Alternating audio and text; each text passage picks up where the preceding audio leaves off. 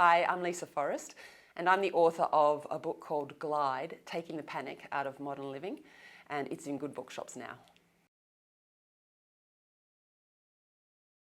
My top guidelines for gliding through the 21st century, I would list them as mindfulness, compassion, curiosity and joy.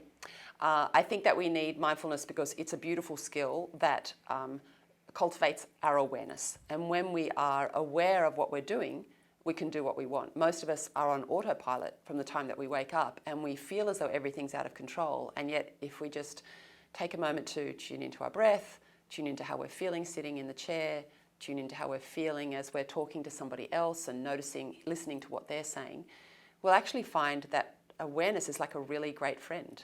It's something you can always rely on. It is always here, and it will always guide you in the way that you would like to go. I think also compassion is really important because there are going to be times when we do not act in the most perfect way, and it's important to understand that we're not perfect robots. We are imperfect human beings, and we can learn from our mistakes. We can live and learn rather than review and regret.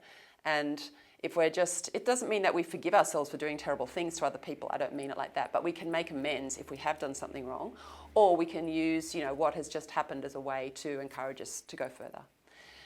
Curiosity is really a good one because it's said that when curiosity is present, fear cannot be.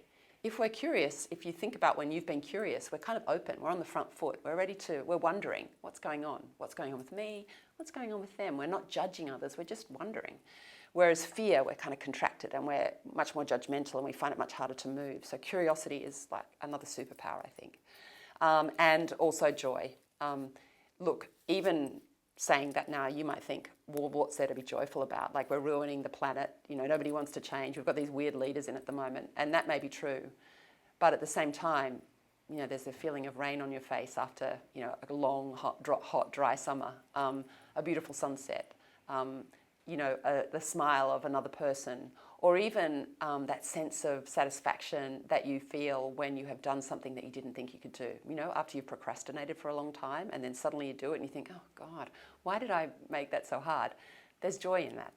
And if we can tap into that joy, if we practice mindfulness and we're aware, we can tap into the joy, and it makes it easier to hold the challenges. And I think that it strengthens us and makes us braver.